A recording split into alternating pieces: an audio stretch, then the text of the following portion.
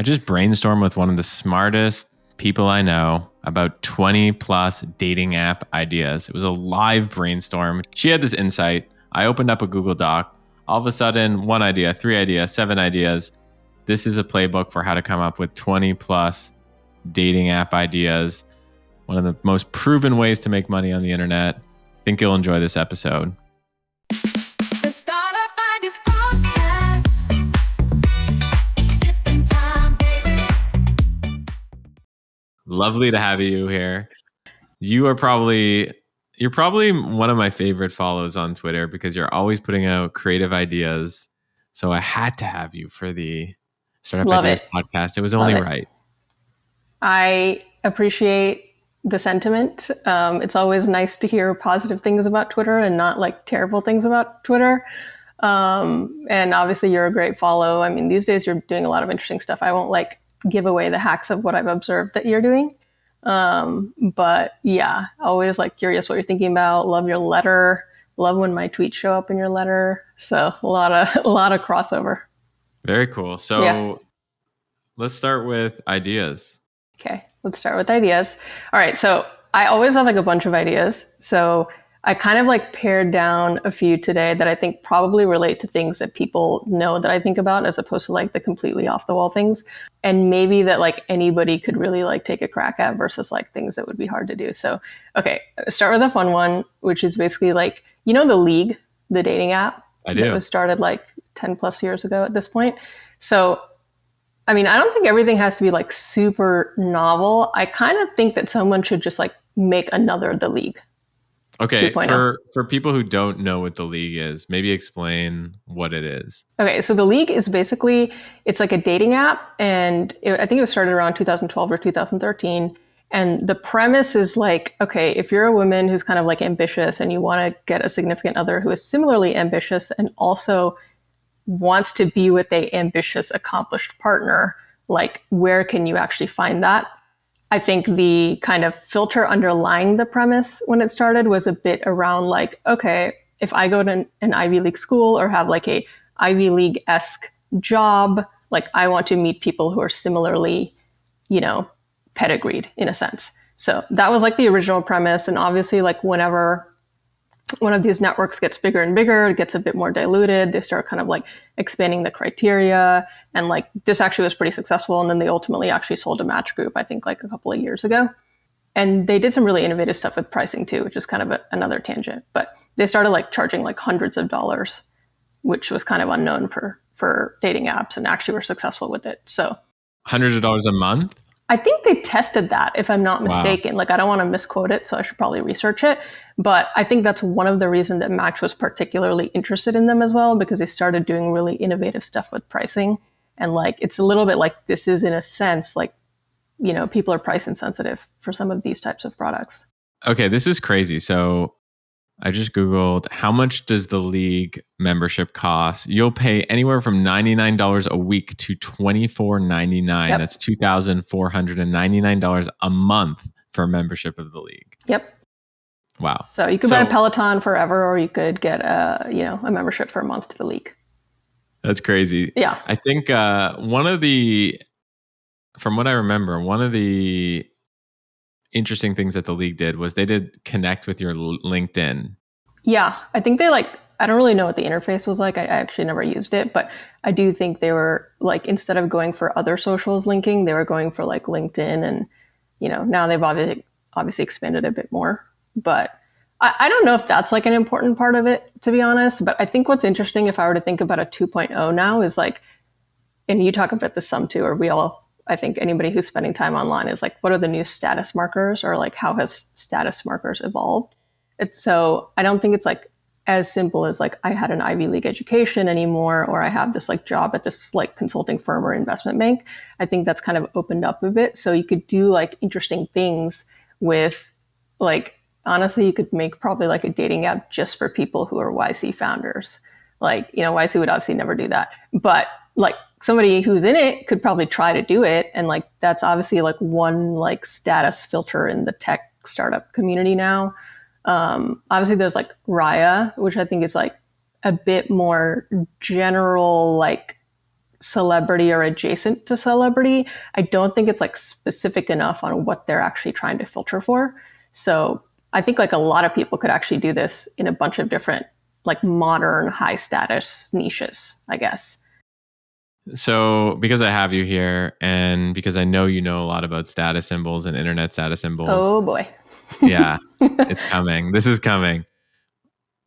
Can you list 4, 5, 6, 7, 8, 9, 10 status symbols that are more modern internet culture type status symbols? And the reason I say this is because I think people can actually go and create the league for insert status symbol here. They could. Well, you can do like the hard organizational filters, which is like, okay, what I see as an example, you could go like bigger orgs or smaller orgs. Like I think like the Thiel Fellowship would be too small, probably. It's probably like only like 100 people or something in there. I don't know. But I think there's organizations like that. So you could do it that way where you're looking for something that's already defined. Or you could obviously do like platforms. So, you know, you have some number of hundreds of thousands of followers on Twitter, or, you know, you're trying to get to that on YouTube. So I think you could also do like, all right, obvious status symbol these days is like, what's your follower count? Like on Instagram or TikTok or YouTube or Twitter. And, you know, it's like kind of funny. I feel like these days people are like, I have a combined 250,000 followers across all platforms. So like, I don't know, there's some interesting ways to think about it that way. I think those are probably like the ones that would be easiest to filter for.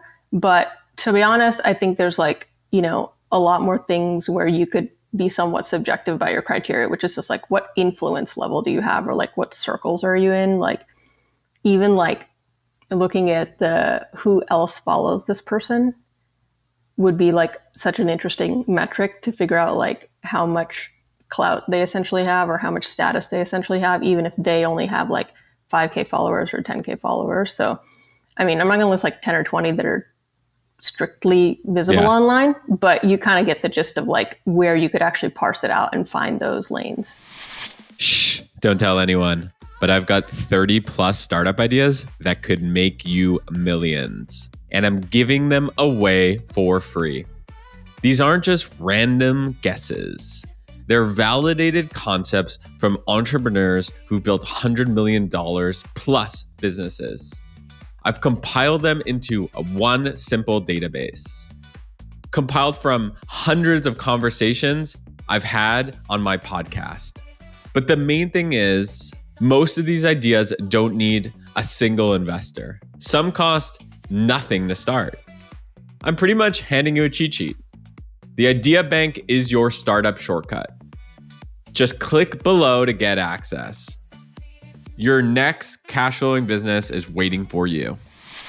I want to try something new. I've never done this on the show ever. Okay. And I don't know why you're making me want to do it right now. Okay.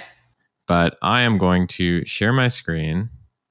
You have to tell me what you think your like top 1 or 2 status symbols are that you're seeing these days too.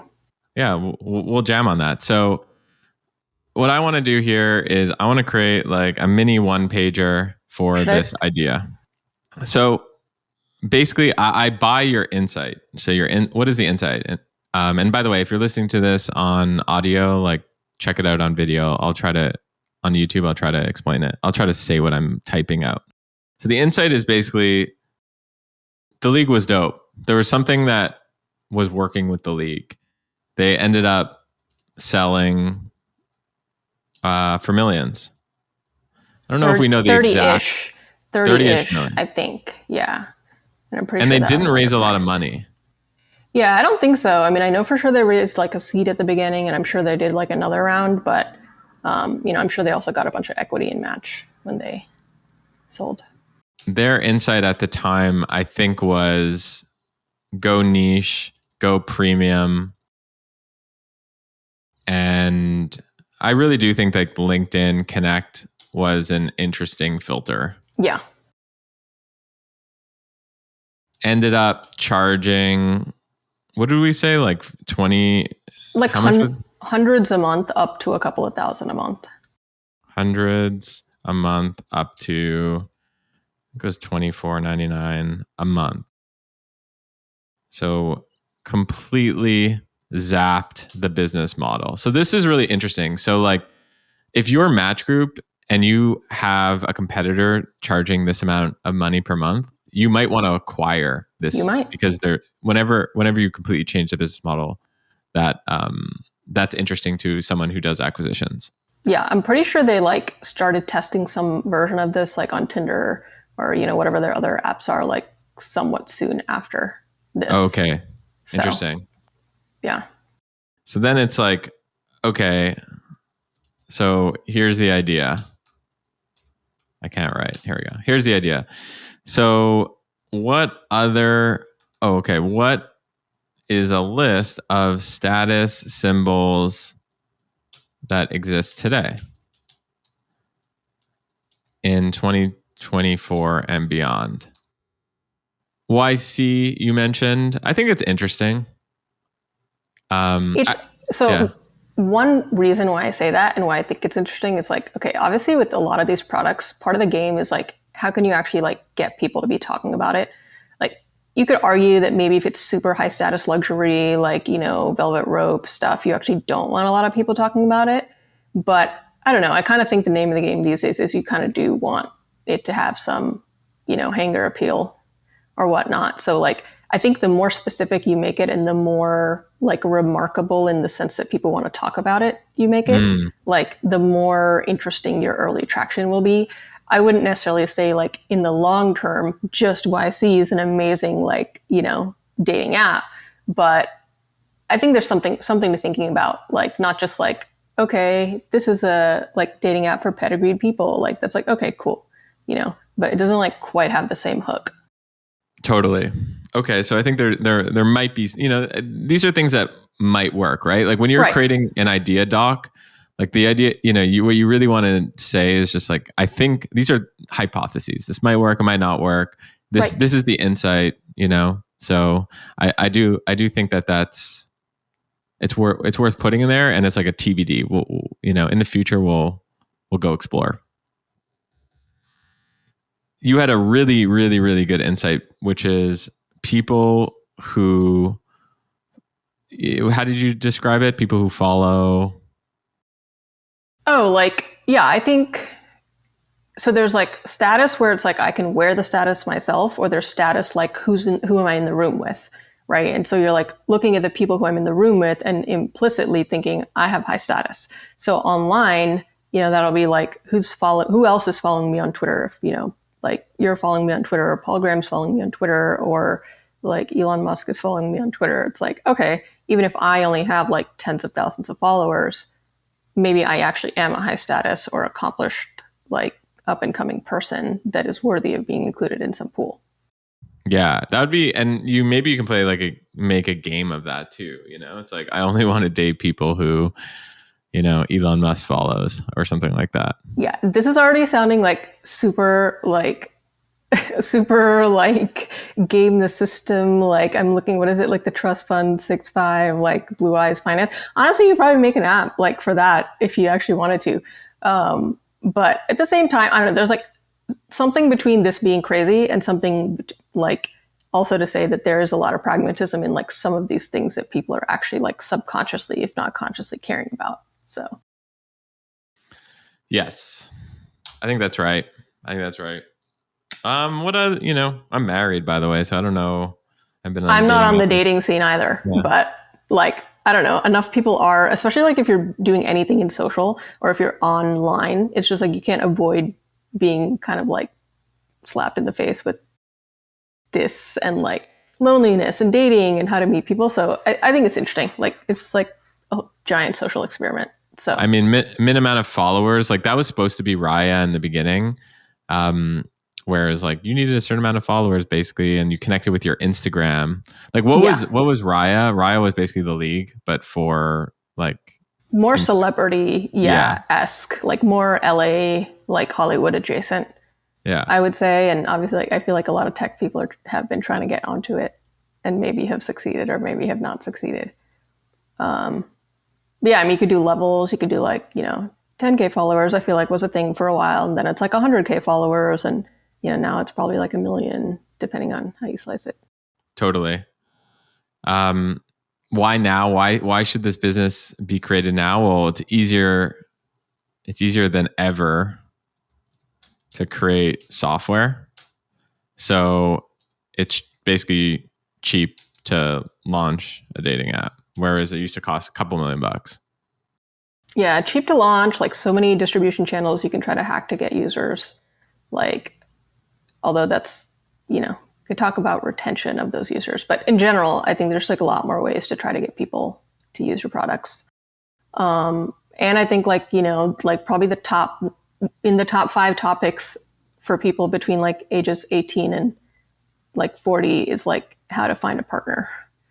So I think people are like, okay, like all the legacy, like wave of dating apps that have been around for the last like 10 to 20 years are feeling like increasingly like desperate and inefficient. So I think people are looking for new things. I think like we want to do it completely on like offline IRL thing is cool, but I don't think like 100% practical. I do think there's going to continue to be like, an interest in at least doing both things, like looking on apps or online, and then also doing a lot of the IRL stuff. Yeah, I think that's right. So here's this is what I start with, by the way, when I come up with an idea. It's literally Nice. this. What would you add to it or change up about it as a married man?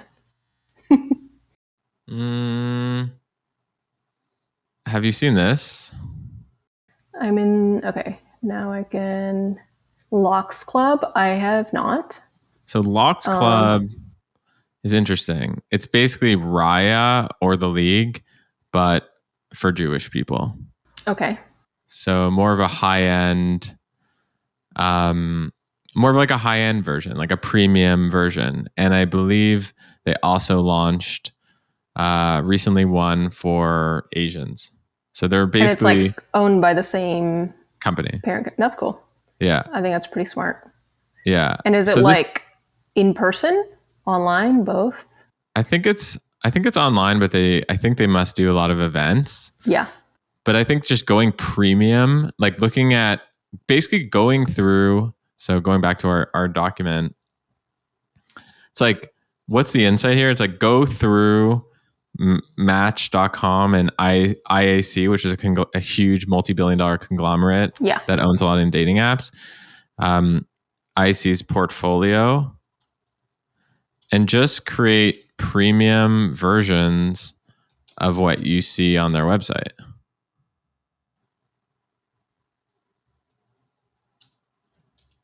So if we pull up Match.com's portfolio, Match Group,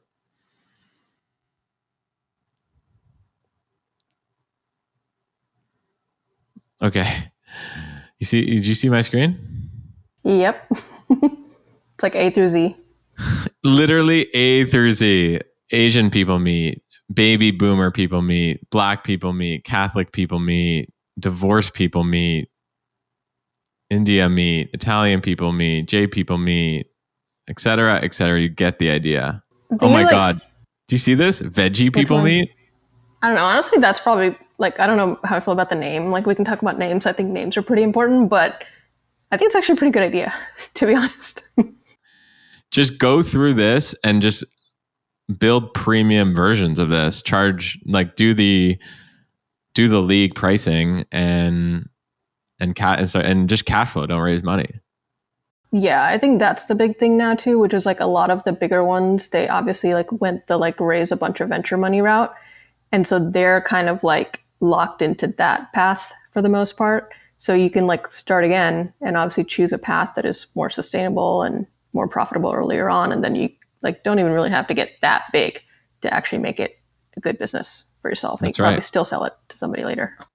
Totally. And the beauty about some of these businesses is they know how much they'll pay per user, per multiple of revenue. So it's like when you're ready to sell this business, it's not, oh my God, I got to go like run this crazy process. It's like, no, you're doing 2 million ARR.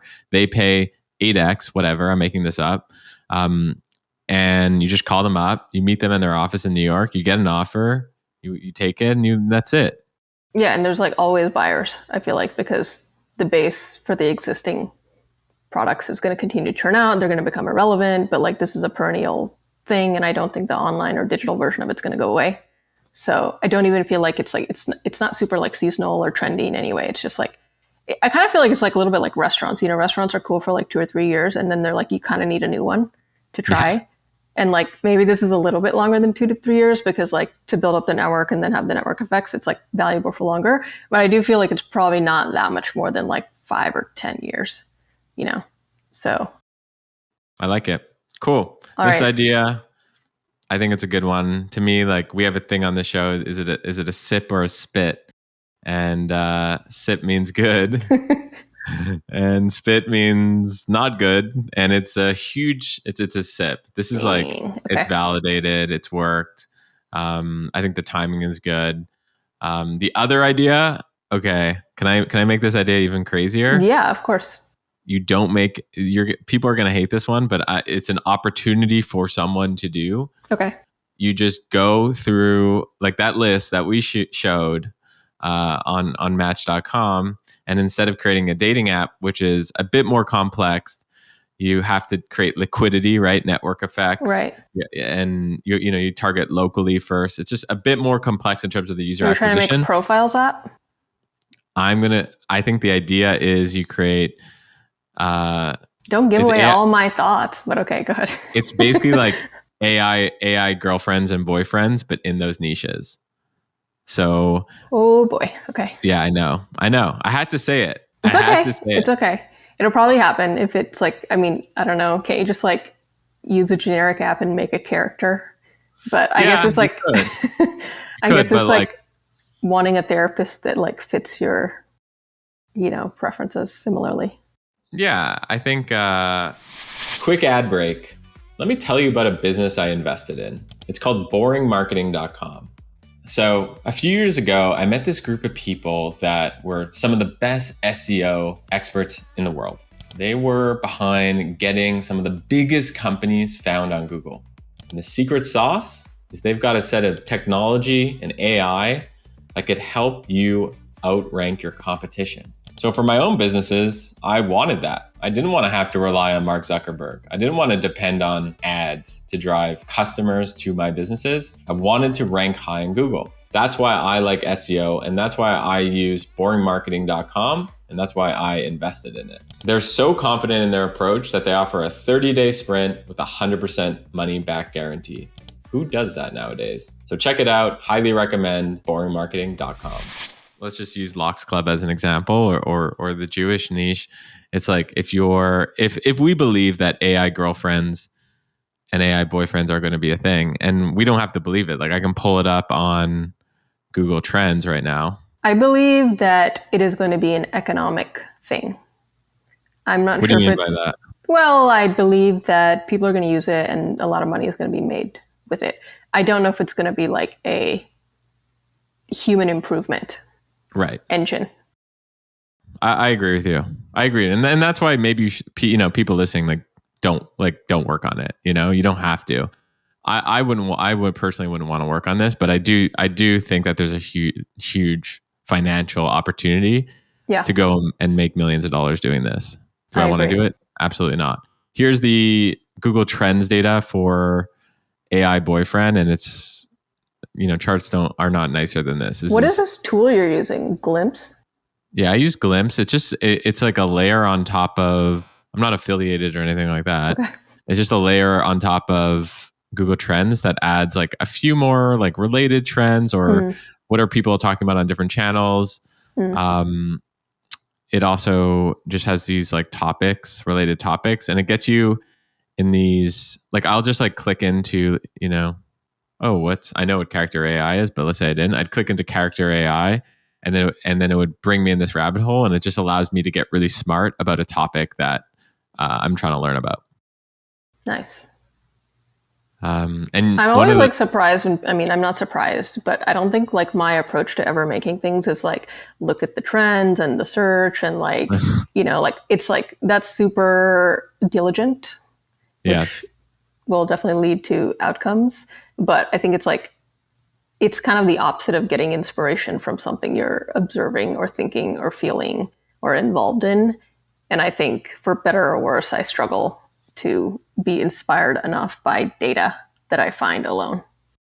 Yeah, well, I think you have amazing insights. Like you go out in the world, you get these insights, and I think a lot of people get these insights. Wouldn't it be cool if there was a League 2.0? I'm sure a lot of people think about things like that. Whenever I come up with an insight, my next step is I start writing it down, like I showed on the one pager. I just get all my ideas out as quick as possible. And then I'll look and trends. I'll look at Reddit. I'll look at social to validate my what I'm trying to build here. Because the way I think about it is, I don't want to waste like a year of my life, or Of course. or hundreds of thousands, if not millions of dollars, building something. And this is really helpful. So point here: AI boyfriend trending, AI girlfriend. I don't even need to type it. I know it's going to be. What are you suggesting? Are you suggesting it's going to be even more popular? That's the tone of your. I think it's going to be as popular. Okay, all right, fair enough. I actually think it might. Who knows? Let's check.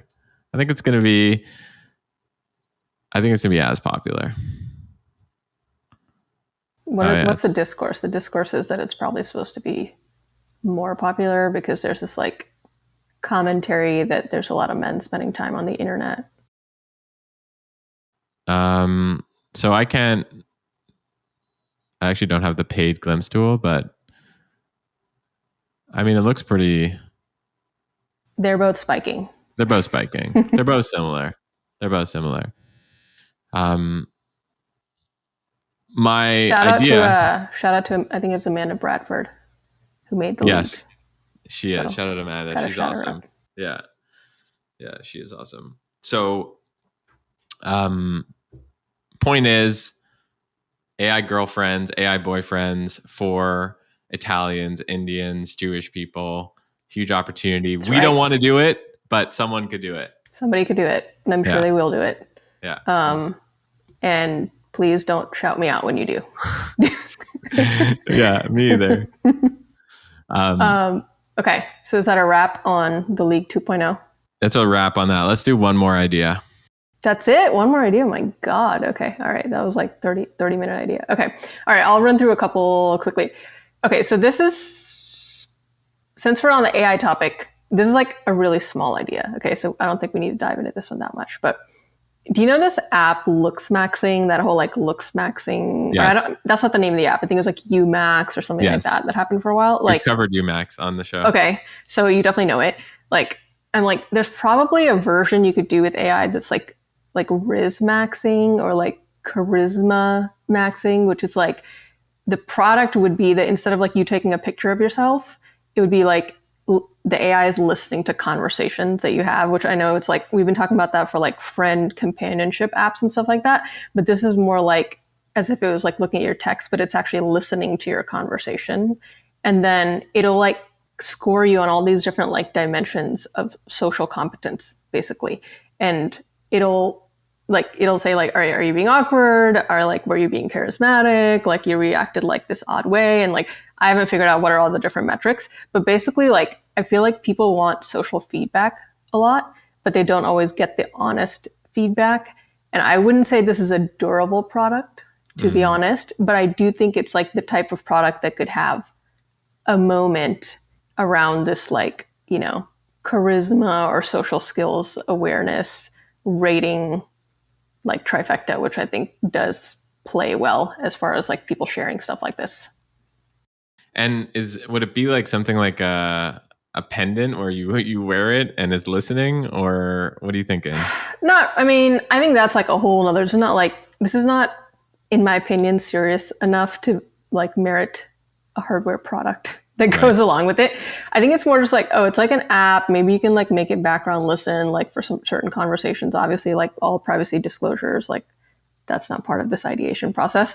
But I think it's just like, okay, let's say I was even having an interview or something, or I was like meeting somebody new for a date. I could be like, how did I perform on this date? Like, which obviously the date is not going to tell you how you performed. So I'm a little like not sure if it's, again, the human improvement scale. I don't know how I would rate this idea, but I do feel like it could work if you made it the right way. So I think there are people who are interested in like experiments that they think could work for short periods of time. So this would be one of those.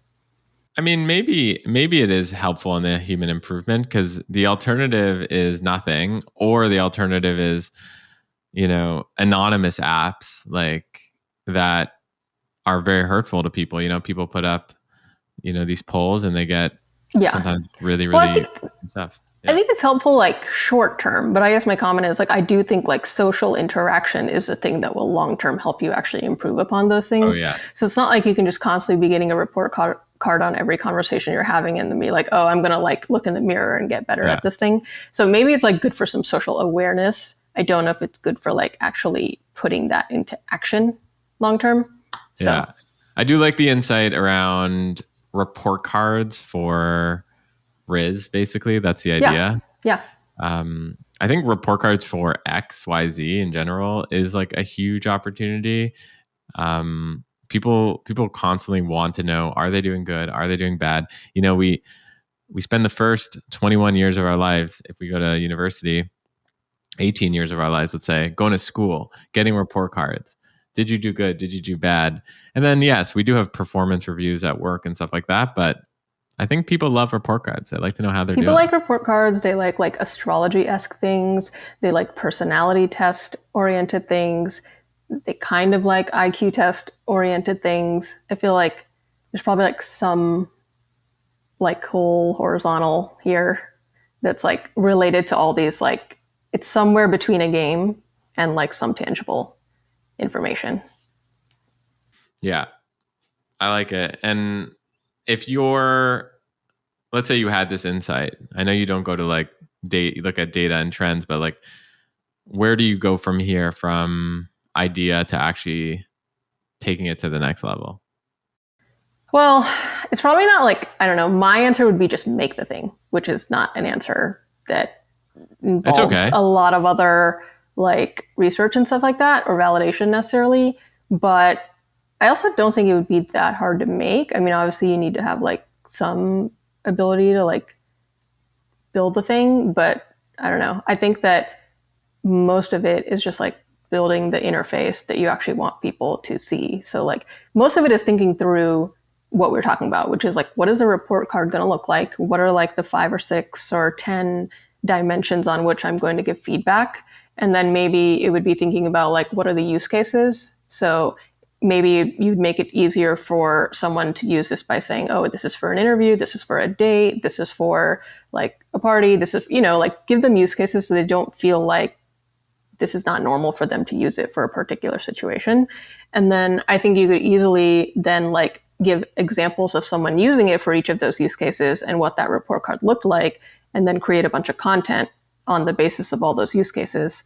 And obviously that requires a lot of iteration, but then, put it on TikTok, put it on Reels, probably like however you can get it out there. And if you can make these like compelling little vignettes, basically, I think that's probably how I would think about actually getting people to use it. And then obviously you probably want to make it a like low price, one-time paid app if you want to make some money off of it. How low price? What are you thinking? I don't know, like less than $5. Yeah. I think, by the way, like under $5 apps and stuff like that, like there's a huge... I think so too. It's like a game, it's just like a game, basically. You have to like, obviously you got to like hook people to want to use it at least for a couple times, but... Totally. Yeah. So it's not the type of thing that I generally would spend my time doing, but I think there are a lot of people who are really good at this and like really enjoy doing this and would be better than me at doing this. And like you said, I think there's like a lot of versions of this that could be done. Before we end, do you have a question for me? Do I have a question for you? Yeah. Well, you tell me all the secretive stuff that you're working on right now that you don't want to tell anybody that you're working on. Why? I mean, that's the question. That's the question I would ask you if we weren't recording the podcast. That's okay. I like that. That's the perfect, I can answer. Here's how I'll answer it. Okay. So we've been building audiences and communities in a bunch of different verticals. Mm-hmm. And I practice what I preach. I really do. I am trying to figure out which tools can I build for these individual audiences that ideally, I can get some SaaS level multiple for some of these businesses, and Yep. and just be in the workflow of people, be in the daily lives of people. Um, you know, I don't love monthly recurring revenue in the I have sense a of whole thing on this, by the way. yeah. I mean, I love monthly recurring revenue. no, for yourself, but I don't love it Yeah. like to actually ask a user to do this. Exactly. Okay. So what, yeah, expand on that. Tell me more. I think the subscription fatigue thing is real. Like, and I think that is primarily about monthly subscriptions. I think that I think I made some tweet about this or whatever. Like, I usually say one sentence things about things that I'm like thinking a lot more about, and then later we'll probably write something longer about or do something with. But I said something like monthly subscriptions are like situationships, basically. And like a lot of users that are signing up for monthly subscriptions are just like, okay, I want to try this thing. I don't really know if I want to commit to it.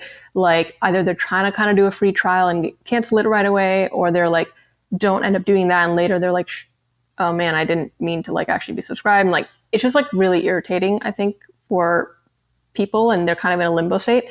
So I do kind of feel like things are going to be pushing towards like either obviously free, people love free, but I think like one-time payments, which I think you've talked about before, like is like a very appealing option. I think lifetime like subscriptions, which basically is a one-time payment, is like another way to market that, which is very appealing.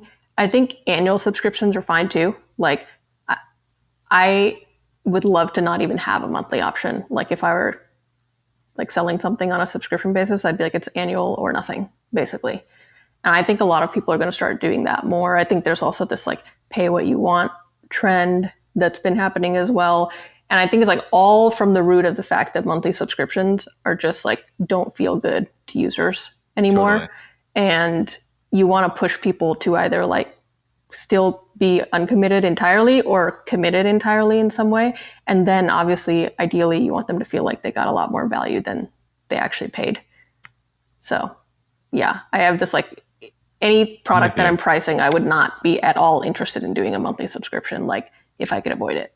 And I think that's a bit of like an unfair advantage is if you create a product and you just shift the business model. You know, people are doing subscription, you're now pay what you want. Now there's certain businesses that, of course, there's monthly costs. Sure. So it might not make sense for every business, and that's fine. But I do think, you know, going back to prioritizing tools, I'm kind of like, what are tools that I can prioritize that I don't have to do monthly recurring? Because I think that they're more interesting to people. So that's my... Is there an example of that? It doesn't have to be a tool you're making, but like, what do you think would be a tool that would fit that business model or pricing model? I mean, Ben Tossell from Ben's Bites. Yeah. I just want to pull it up real quick. So he has a AI tutorial, Learn AI, basically community and content course thing. He could have easily charged, I don't know, $50 a month, but I'm pretty sure it's like one-time payment. Yeah, it's $250 one time. That's not SaaS, right? It's not exactly software. Is it more like content or? It's content. It is content. So it's not SaaS. Yeah. I don't have a SaaS one on the top of my head, but they do exist. Someone in the comment section throw some of those. But they're out there and they're coming more and more every day. Yeah. Selfishly, I want people to make a lot more interesting content, like than just new podcasts. Like yours is at least like a new format, but I feel like most people are just doing like, let's try to recreate the All In podcast, or let's try to like, so you've been doing a lot more live stuff, or you were, which is very cool. I think live is actually still very underdone, like in particular for growing channels. Like, and then obviously you can start doing a lot more asynchronous content as well.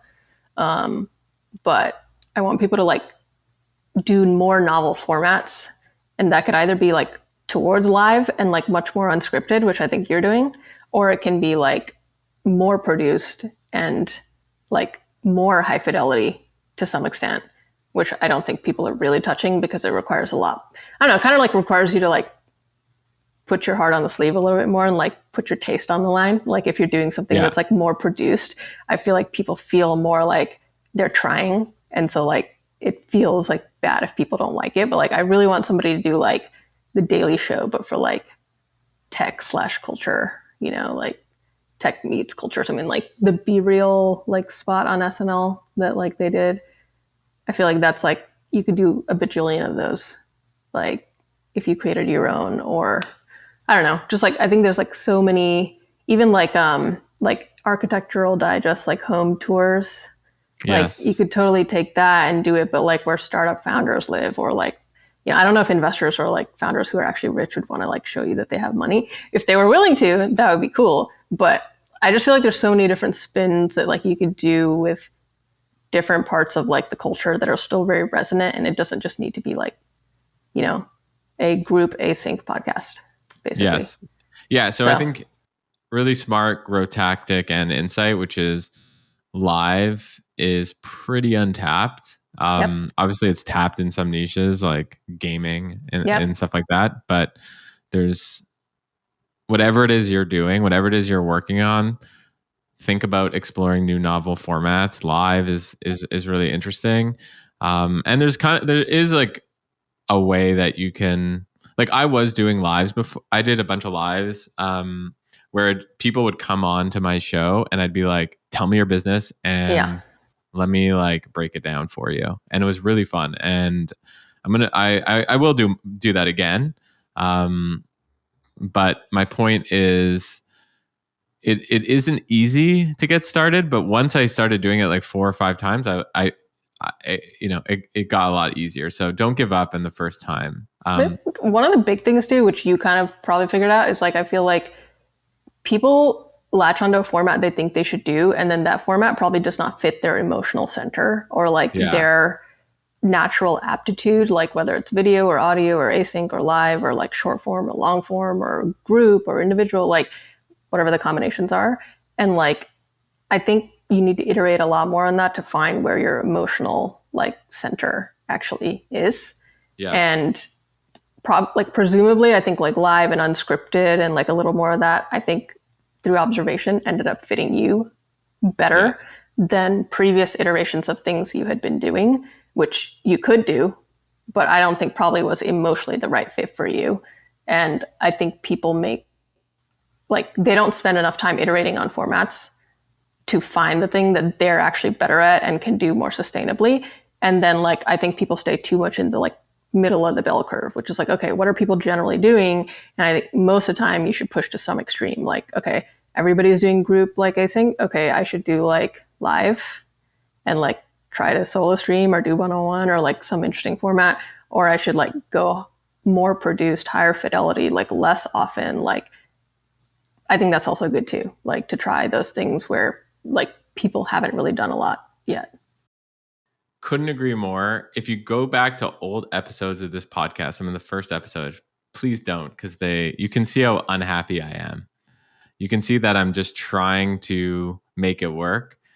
And sometimes you have to do that. Yeah. Because on the other side of it could be something amazing. But, you know, the podcast, it was called Where It Happens. It was like highly produced, which is like not my vibe at all. Yeah. You know, I literally just pulled out like a Google Doc and we just started like jamming. Like that to me was like, that's fun to me. So I think asking yourself like, what would this look like if it were to be fun in terms of content creation is a really important question that people don't ask themselves enough. Yeah, I agree. I feel like for the most part it should be fun. You know, we don't need to like go do a teardown of Paul Graham's like latest essay or whatever. Founder mode. Not that one. You didn't know he put out another essay like yesterday or the day before? Yeah, it's like when to, I don't even know what it's called. So something like when to do what you love or something like that. So, you know, there's like some meme about it. It's like the bell curve and it's like, oh, like do what you love on this end and do what you love on this end. And in the middle, it's like basically like figure out what works, you know, or something like that. So totally, I think that applies to this too. You know, it's not like an unheard insight, but I think it's probably like pretty consistent. It's a great place to end. Cool. Thank you for spending time with us today. Where could people follow your thoughts on the internet? They can follow me where you spend a lot of time on Twitter. And I write long form essays like on my blog or whatever you want to call it. It's at Working Theories, THEORYS, misspelled intentionally.com. But I mean, yeah, just go to my Twitter. You can like find my website and all my links. And yeah, my DMs are open. We'll put the links in the YouTube description. Cool. And thanks for having me on. This was fun.